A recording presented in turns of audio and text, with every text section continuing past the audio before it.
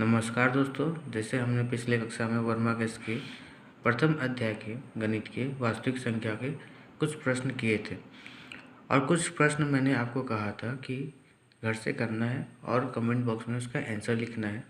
उन प्रश्नों का आंसर निम्नवत है। आप यहाँ से मिलान कर सकते हैं कि आपके कितने प्रश्न सही हुए, कितने प्रश्न गलत हुए हैं। आप इसे पॉज कर ले और मिलान कर ले कि कितने सही हैं या कितने गलत हैं। बाकी के क्वेश्चन आज हम लोग करेंगे और इसी श्रृंखला को बढ़ाते हुए आगे के कुछ अच्छे प्रश्न हम लोग सॉल्व करने की कोशिश करेंगे।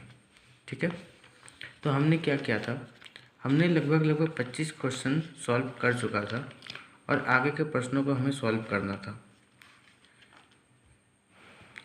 तो 26 तक हमने किया था। 27 नंबर 26 के जैसे ही है, बहुत आसान प्रश्न है। आज हम करेंगे 28 नंबर से सॉल्व। ठीक है, देखते हैं 28 नंबर का प्रश्न क्या कहता है। हम यहाँ पे आसानी से देख सकते हैं कि 28 नंबर का प्रश्न कहता है एचसीएफ बराबर 306, एचसीएफ 306 और 657 का एचसीएफ अगर 9 दिया है तो एलसीएम कितना होगा।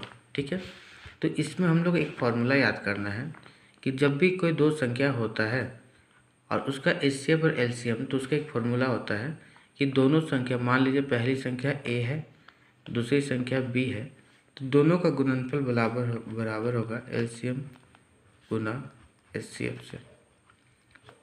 ये फॉर्मूला है, आप इसे लिख लें और इसे याद कर लें तो ये बहुत अच्छा होगा, क्योंकि ऐसे प्रश्न आने की बहुत ज़्यादा संभावना होती है। अब हमारा क्या है, ये जो 306 है ये हमारा पहली संख्या यानी जिसको ए मान सकते हैं, और ये हमारी दूसरी संख्या है, इसको हम लोग बी मान सकते हैं। ठीक है, तो पहली संख्या इस फॉर्मूला में लिखेंगे, पहली संख्या हमारे लोग का 306 है और दूसरी संख्या जो दिया है 357 है। हमें एचसीएफ दिया हुआ है 9, एचसीएफ हमारा 9 है और एलसीएम हमें ढूंढना है। ठीक है, अब ये बहुत ही आसान हो गया।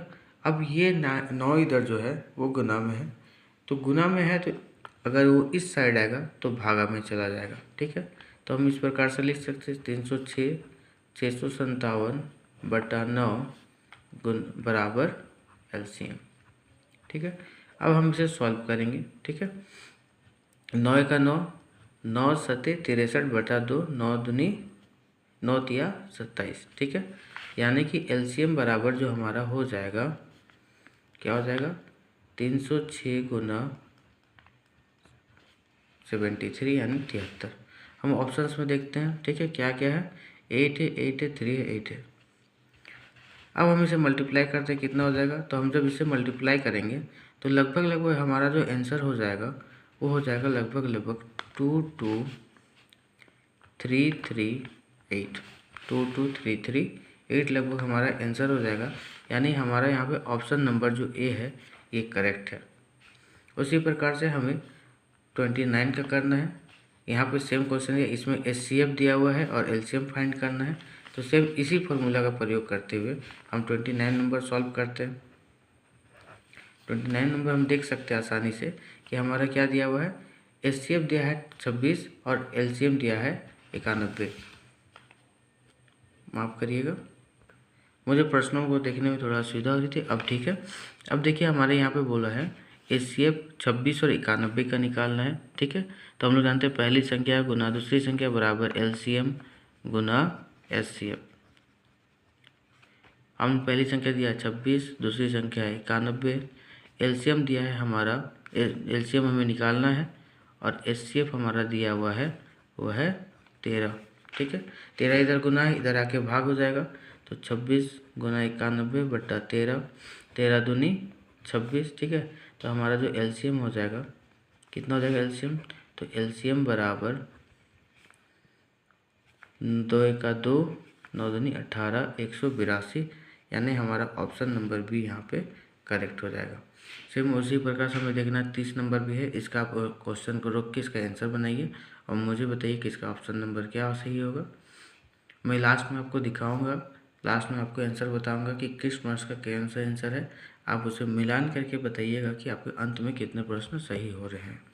और आपको किसी टॉपिक में समस्या में दिक्कत हो रही है तो आप मुझे बताइए, मैं उसका समाधान करने का कोशिश करूँगा। 31 भी उसी तरह से है, 32 भी उसी तरह से है।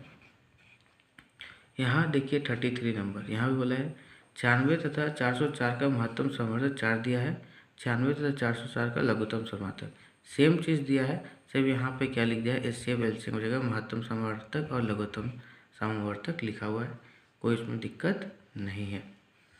अब यहाँ पे पूछा है यदि ए और बी अभाज्य संख्या है, ठीक है, प्रश्न नंबर 34 क्या बोल रहा है कि ए और बी अभाज्य संख्या है तो ए और बी का महत्तम समावर्तक क्या होगा, ठीक है।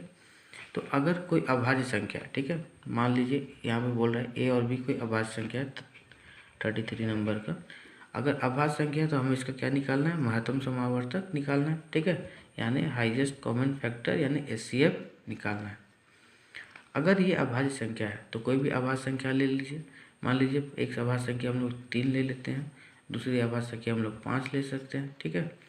3 और 5 का जब भी एचसीएफ निकालेंगे तो इससे जो समान रूप से भाग जाने वाला कॉमन संख्या होगा वो 1 होगा, यानी किसी भी अगर अभाज्य संख्या है, कोई भी अगर अभाज्य संख्या है और ए और बी के फॉर्म में दिया है तो हम क्या करेंगे, उसके जगह में कोई वैल्यू डाल के देखेंगे और चेक करेंगे कि उसका आंसर क्या होगा।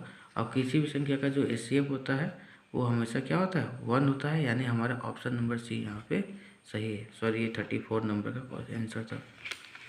नेक्स्ट 35 नंबर, दो क्रमिक संख्याओं का महत्तम समावर्तक, ठीक है। तो यहाँ पे बोल रहा है दो क्रमिक संख्या है, उसका महत्तम समावर्तक कितना हो सकता है, क्या होगा।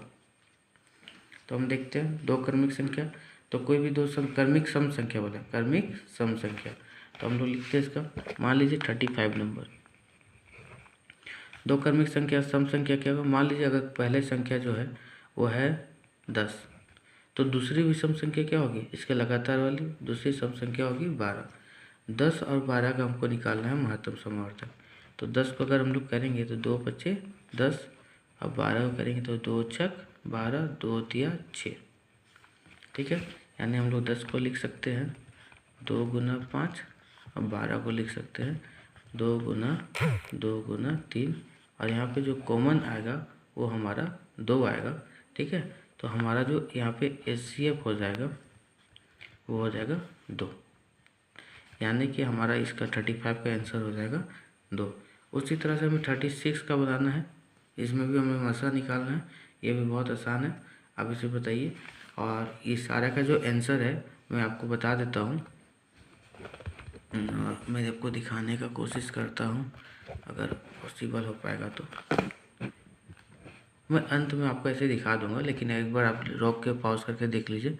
30 का ए, 31 का ए, 32 का सी, 33 का डी, 34 का सी, 35 का सी, 36 का ए, ठीक है। नेक्स्ट क्वेश्चन हम लोग बनाते हैं। यहाँ पे हम 37 नंबर देखते हैं। 37 नंबर में क्या कहा गया है, 37 नंबर में दो संख्या दी गई है, ठीक है, ए और बी अभाज्य संख्या, क्या बोला गया, ए और बी अभाज्य संख्या है और ए और बी का लघुत्तम समावर्तक, लघुत्तम समावर्तक मतलब एलसीएम निकालना है, ठीक है। अगर बोल रहा है ए और बी दो कैसी संख्या है, तो दो अभाज्य संख्या है, ठीक है। तो ए क्या हो सकता है, मान लीजिए कोई अभाज्य संख्या मान लीजिए क्या है 3 मान लेते हैं, और बी एक अभाज्य संख्या क्या मान लेते हैं 5 मान लेते हैं, दोनों का हम लोग का एलसीएम निकालना है, ठीक है। तो जब भी एलसीएम निकालेंगे तो इसमें क्या हो जाएगा, 3 का हो जाएगा 3 गुना 1, और 5 को लिख सकते हैं 5 गुना 1। जब भी इसका एलसीएम निकालेंगे तो क्या होगा 3 गुना 5, और 3 क्या है हमारा, 3 तो ए है, तो 3 की जगह हम ए और 5 की जगह में बी लिखेंगे, यानी ए गुना बी मतलब ए बी, यानी हमारा आंसर जो हो जाएगा वो ऑप्शन नंबर डी हो जाएगा। उसी तरह हमारा 38 नंबर क्या है, 130 तथा 420 का महत्तम समावर्तक दिया हुआ है, 120 तथा इसका लघुत्तम समावर्तक निकालना है, यानी कि यहाँ पे एचसीएफ दिया हुआ है, एलसीएम निकालना है, ठीक है, यानी एचसीएफ हमारा दिया हुआ है, एलसीएम निकालना है। हमने जो पिछले फार्मूला किया था A into B equal to LCF into HCF, उसी फार्मूला से इसे बनाना है। हमारा अगला प्रश्न हम देखते हैं क्वेश्चन नंबर 39, ठीक है। आप इसे सॉल्व करने का कोशिश करिएगा, अगर आपसे नहीं हो पाएगा तो मुझे कमेंट में ज़रूर बताएं। फिर क्वेश्चन नंबर आएगा 39, बोल रहा है एचसीएफ ए और 8 का, ए मतलब मान लीजिए कोई संख्या है और 8 का अगर हम लोग निकालते हैं एचसीएफ तो 4 है, और एलसीएम दिया है 24, तो पूछ रहा है ए का मान क्या होगा। तो बहुत ही आसान है, क्वेश्चन दिख रहा है मुश्किल, लेकिन ये उसी तरह से बनेगा। क्वेश्चन नंबर 39, ठीक है, मैं आपको 39 को बना के दिखाता हूँ। 39 क्या बोल रहा है कि HCF दो नंबर है, मान लीजिए एक संख्या ए है और दूसरी संख्या कितनी है 8 है, और उसका जो HCF दिया हुआ है वो 4 है और LCM जो दिया हुआ है वो है 24। हम जो फॉर्मूला जानते हैं A गुना B बराबर LCM गुना HCF। A के जगह में A ही है तो हम A ही लिखेंगे, B के जगह में हम लोग 8 लिखेंगे, LCM हमको 24 दिया है और HCF हमारे 4 दिया है, ठीक है। 8 इधर गुना में इधर जाके भागा हो जाएगा, A बराबर 24 गुना 4 भागा 8, 8 एका 8, 8 दिया 24, तो 3 चौके 12, तो ए बराबर हमारा क्या हो जाएगा 12, यानी ऑप्शन नंबर सी हमारा सही हो जाएगा। अब देखिए यहाँ पे 40 नंबर पूछा है पाई क्या है, ठीक है, पाई है मतलब कि पाई क्या है, ठीक है, ये पूर्णांक है, एक परिमेय संख्या है, एक अपरिमेय संख्या है, या इनमें से कोई नहीं। तो इसका उत्तर क्या होगा मुझे बताइए। तो इसका उत्तर जो हमारा हो जाएगा, देखिए पूर्णांक तो है ही नहीं और ये परिमेय संख्या नहीं है, ये एक तरह की अपरिमेय संख्या है, ठीक है। अब इसमें 1 2 3 बात आती है, एक आता है 22 बटा पाई बराबर हम लोग लिखते हैं 22/7 और एक लिखते हैं 3.14, ठीक है। अब इसमें से हम लोग देखेंगे कि पाई जो है एक तरह की क्या है, एक अपरिमेय संख्या है, लेकिन ये क्या है, ये एक परिमेय संख्या है, और 3.14 भी एक क्या है, परिमेय संख्या। तो आप बोलिएगा सर पाई का ही मान तो क्या होता है 22/7 होता है और उसी का मान 3.14 हम लोग लिखते हैं हमेशा। तो ये एक अपरिमेय संख्या कैसे होगा और ये सब दोनों परिमेय संख्या कैसे होगा, आप ऐसा क्वेश्चन पूछ सकते हैं, ठीक है।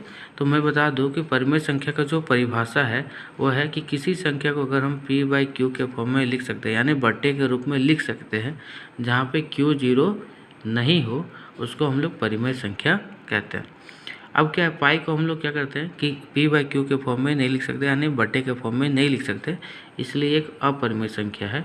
और पाई का मान जो 22/7 है वो एग्जैक्ट मान नहीं है, ये अप्रोक्स यानी कि ये लगभग वाला मान हम लोग इसको मानते हैं 22/7 को। और ये क्या होता है बट्टा में लिखिए, और Q 0 यानी नीचे में 0 नहीं है तो ये भी है। और 3.14 को भी हम लोग क्या कर सकते हैं, बट्टा में लिख सकते हैं, इसको हम लोग ऐसे लिख सकते हैं 314/100, है ना। तो ये दोनों क्या हो सकते हैं, परिमेय संख्या, और ये एक हो जाएगा अपरिमेय संख्या। तो इस बात को आप ध्यान दीजिएगा।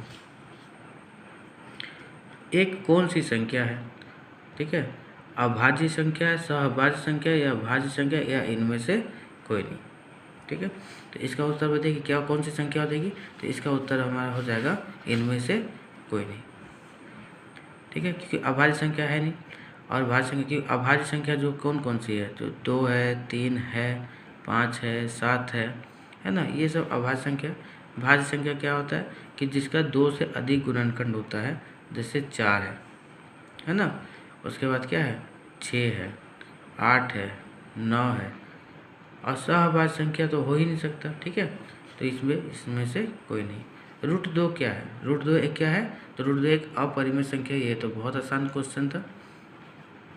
अगर रूट के अंदर कोई भी अभाज्य संख्या हो, रूट के अंदर कोई भी अभाज्य संख्या हो तो वह एक अपरिमेय संख्या होती है। √3 क्या है, तो वो सेम जैसे ये क्या है, एक अपरिमेय संख्या है, तो ये भी क्या होगा, एक अपरिमेय संख्या, क्योंकि 3 भी क्या है, एक अभाज्य संख्या है।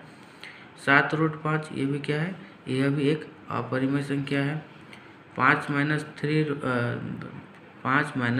3 तो ये भी क्या है, एक अपरिमेय संख्या है। इसमें भी √3 देख रहे हैं, ये भी क्या हो जाएगी, अपरिमेय संख्या हो जाएगी। 1/√2 किस प्रकार का है, तो ये भी एक तरह क्या हो जाएगा, अपरिमेय संख्या। तो बहुत ही आसान है, कुछ नहीं, बस सिंपल समझना है कि रूट के अंदर अगर कोई आपको संख्या मिलेगी अभाज्य संख्या, रूट के अंदर कोई अभाज्य संख्या, यानी रूट के अंदर 2 हो या 3 हो या 5 हो या 7 हो या 11 हो, ऐसे कोई संख्या मिलती है तो हम सीधे तौर से कह देंगे कि ये कैसी संख्या है, अपरिमेय संख्या है। कैसी संख्या है? अपरिमेय संख्या है। ठीक है।